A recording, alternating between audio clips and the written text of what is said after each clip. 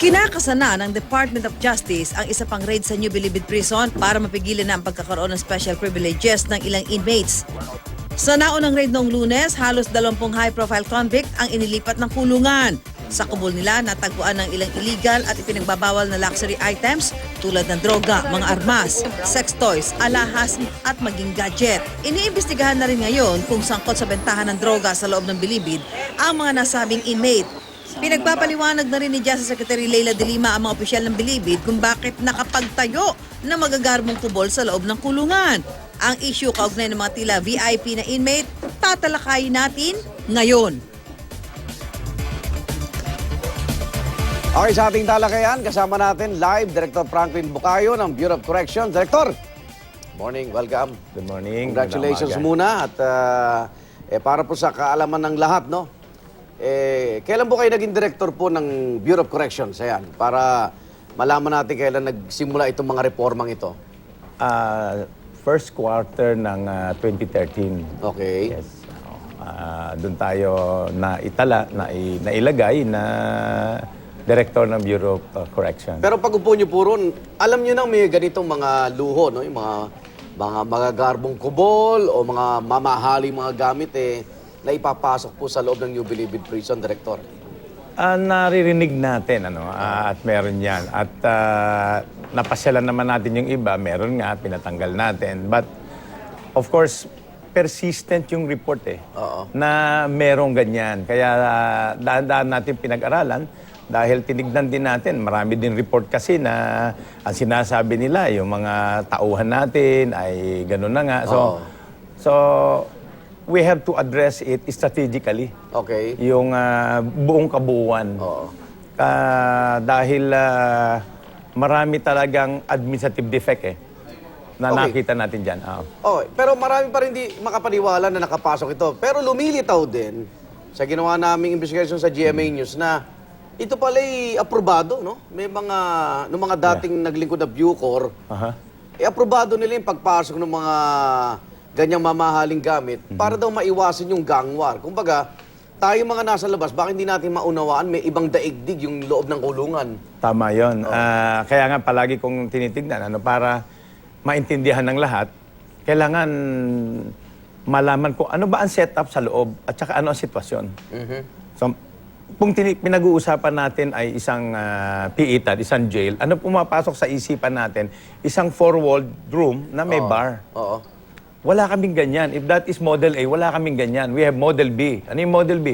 It's a four-walled town. Okay. Kaya pagpasok mo doon, may makikita kang malalaking building na ganyan, na divided into dormitories. Doon natutulog yung mga inmates. Sa umaga, naglalakad lang sila doon kung sa maximum prison yan, 9 hectares land yan. So, rehabilitasyon yun no? Ganun ang inang dating. Pero okay lang itong mga nakita nating TV siguro, o kaya drum set o mga parang recording studio. Ang nabahala lang po si Pangulong Noy, pati droga at baril Yes. kasama ho sa inventaryo. Kaya nga, kung makikita rin natin, nung nagkaroon na ng searches, nung pumasok na nga yung operations, makikita mo na itong mga to, itong mga kwarto na to, ay hindi mo basta makikita.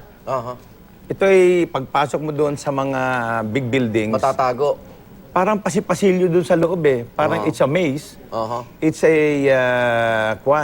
parang kanya-kanya sila doon. Napapasok ka sa malalim na maraming tao. Kanya-kanyang kwartos at sa dulo-dulo, doon mo lang siya makikita. Pero, Director, gusto ko lang masagot, kasi 2003, si dating Director Juniso Santiago, yung isa sa mga nandyan, si Peter Ko, pinatapon niya sa Leyte. Yes. Inoperan nga siya ng 3 to 5 million pesos yata para maibalik lang sa Bilibid. So, kailan uli nakabalik si Peter Ko sa Bilibid? Kasi nung pinatapon siya, ang natuklasan, mini Shabu Laboratory. So, sino nagpabalik ho kay Peter Ko dyan sa Bilibid? Kung itinapon na dati ng mga opisyal ng Bucor? Actually, inabutan ko sila dyan. Kung ano pa yung nandyan na silang lahat. Nandyan na silang lahat. And sabi ko nga sa'yo, yung setup kasi, kaya nagkakaganyan, wala siyang effective segregation naglalakad lang yan, impluwensyahan lahat. Pero masasabi niyo ba sa akin, sinong direktor ng Bucor ang nagpabalik kay Peter Ko sa Bilibid? Malalaman niyo ba sa record niyo sa Bucor, Director? I will trace it. Opo. Trace natin kung Yun yung- kailan bumalik ito. Oo. Actually, siyempre, itong mga to, may At syempre, may nagkapera sa pagbalik niya. Yun Diba? nga sasabihin ko. May Oo. tumatakbong pera dyan sa pagbalik niya. Na usually, yun naman ang ginagamit pang Oo. impluensya. Okay. Pera. Yung isa naman po, yung robbery leader ng gang, nakapag-shoot pa ng MTV. Yeah. So, paano naman po yung ipapaliwanag sa taong bayan? Yeah. Ayan, Walang ko ba yan? Ayan. Nanalo pa ng award ho yan. Platinum yata yung album niya, Director. Oh, so they say. So ito, may permiso ho yan, yung paggawa niya ng MTV na yan. Oh, probably. Hindi ko alam. Pero hindi ito. niyo term yan. Yan yung Yan nirate nga nyo, yan mismo yung kwarto. Oh, yun nga eh. Oh, yan, no? Nakita namin yan. Pinuntahan nga namin ni Temo, may mga drums pa. Oo. Hindi nyo time yan ng MTV na yan. Hindi nyo pa... I-check ko nga eh. Oo. Kasi, okay, lahat ng tao, nakikita nila, pag may nangyari sa NBP, ang hinahanap nila yung Bucor chip. Oo. Ang Bureau of Correction, yun ang national agency. Okay. Under ng Bureau, 7 kolonya. So sino hanapin NBP namin? is one of them. Oo. Oo. Sino Di ba, hanapin di, okay namin, lang yan. Director? May nagpapatakbo ng bawat isa. Dito, Oo. sino nagpapatakbo si po? Superintendent Robert Trabo. Ah, So si Trabo pala. we will have to investigate itong mga lumabas na ito, kailan na-issue ito, kailan nakabalik si Peter ko, paano nakapasok yung mga kagamitang bathtub eh. Oo nga eh. Ang lalaki. Jacuzzi, oo. Jacuzzi, hindi basta may papasok, ano? Kaya ito ngayon eh malaking imbestigahan at saka balasahan itong mga mangyayari Okay. dito. Nabanggit yung balansan. Ito, last question na po, Director, kasi Yan. siyempre may ilan yung mga kritiko ka. Yes. Bakit hindi raw, pasagutin mo, bakit hindi ikaw dapat isama na sa balasahan na yan, Director? Ako wala naman akong problema. Anytime I can go, I serve at the pleasure of the secretary. You know? Okay. Kung makikita natin, ngayon nga nangyayari yan sa panahon natin.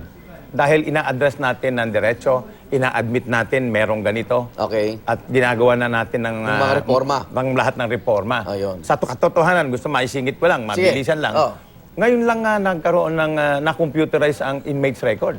Aha. Ngayon lang, anong epekto? We were able to release 81 inmates. Languishing in jail for so long. Iba dyan, 5 years na. Dapat na-release na. Dapat wala na. Oh, these are some of the things, marami pang ginawa natin dyan. We have yung mga volunteer organization, may mga 300 comes in and out dyan. Nako. Oo. Ini-streamline natin yan. Ngayon, 150 na lang, kalahati na lang. And we are continuing to, Tsaka unfair din sa bilanggo na manatili pa ron eh. Ayan Tapos na pala yung sintensya niya. Ayun na nga. Okay, Director, Ayun na nga. babalik ka ha? Yes. Babalik. Diyan ka. Yes, Maraming salamat po kay Bucor Director Franklin Bukayo. At abangan po, sa pagbabalik po, tuloy-tuloy ang ating Believe It or Not. Na? May mensahe ba kayo, Director? Sa mga nakikinig, makakaasa kayo ng habang tayo nandiyan ng pagbabago and we are trying to put to standard yung hindi standard na situation natin doon. Okay. Pero kailangan ko rin ng tulong ng ating ibang ahensya at ng ating pamahalaan dahil kailangan ito ng suporta. Okay, maraming salamat, Director. At sa susunod, alamin namin ano gagawin doon sa mga nakumpis ka dyan. Pasusubasta ba yan o iuuwi ng ilang opisyal? Maraming salamat po, Director. At magbabalik po ang unang hirit. Paano nga pala inventado?